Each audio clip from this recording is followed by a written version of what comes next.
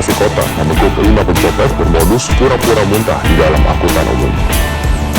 Petugas yang mendapatkan laporan dari salah satu korban menangkap pelaku yang sedang beraksi di wilayah Bantar Gebang, Kota Bekasi. 5 pelaku mengaku berasal dari Lampung.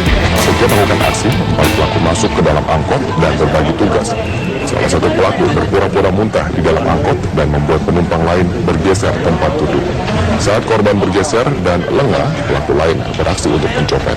Sasaran para pelaku yaitu ibu rumah tangga serta mahasiswi. Setelah melakukan aksi, pelaku langsung kabur dan naik mobil salah satu pelaku lainnya. Polisi terpaksa menembak salah satu pelaku karena melawan saat hendak ditangkap. Dari tangan para pelaku, petugas mengamankan sejumlah barang bukti hasil kejahatan serta sebuah mobil yang digunakan pelaku untuk menjalankan aksinya. 5 pelaku meringkuk di sel tahanan Mapolresta Bekasi Kota dan diancam dengan hukuman 7 tahun penjara.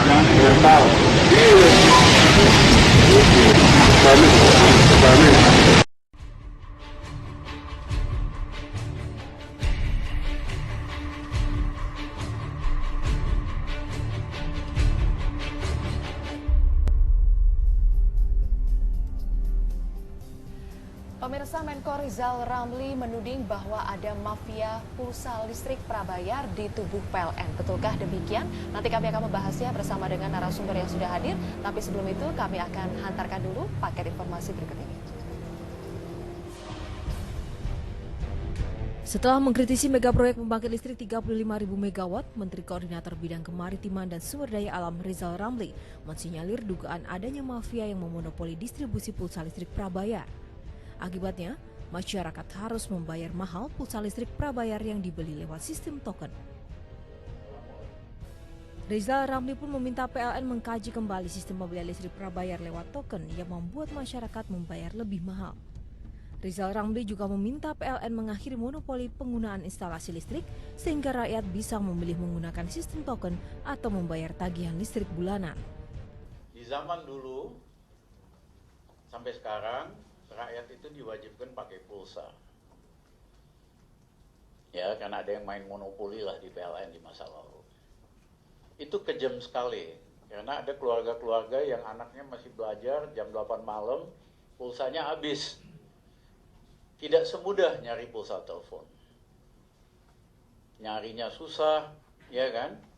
Nah, yang kedua adalah mereka beli pulsa 100.000, ternyata listriknya hanya 73.000, kejam sekali 27%.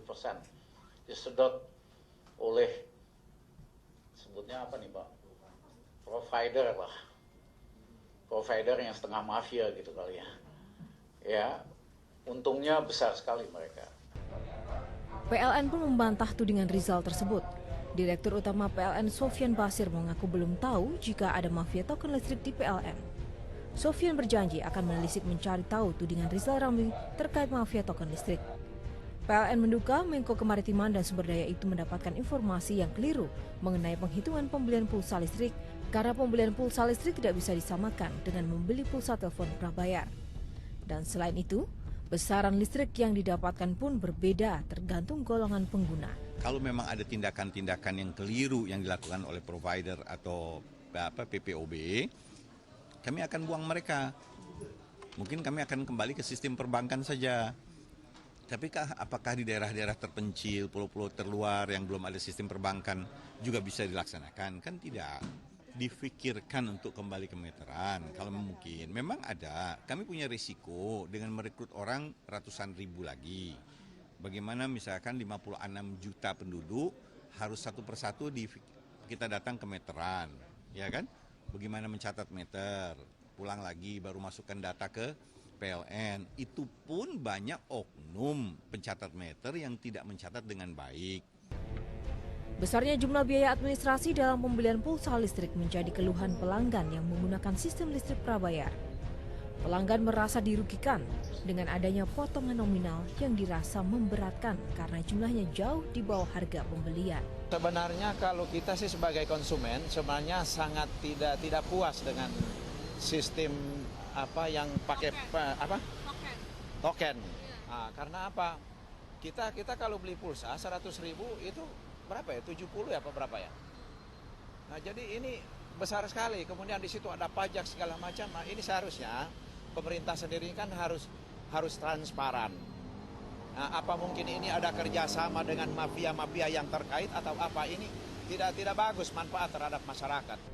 Pelanggan prabayar PLN saat ini telah mencapai 20 juta pelanggan atau 30% dari total pelanggan listrik nasional. Bagaimana membuktikan tudingan Rizal Ramli bahwa ada mafia pulsa listrik? Dan apa yang harus dievaluasi agar konsumen tidak dirugikan?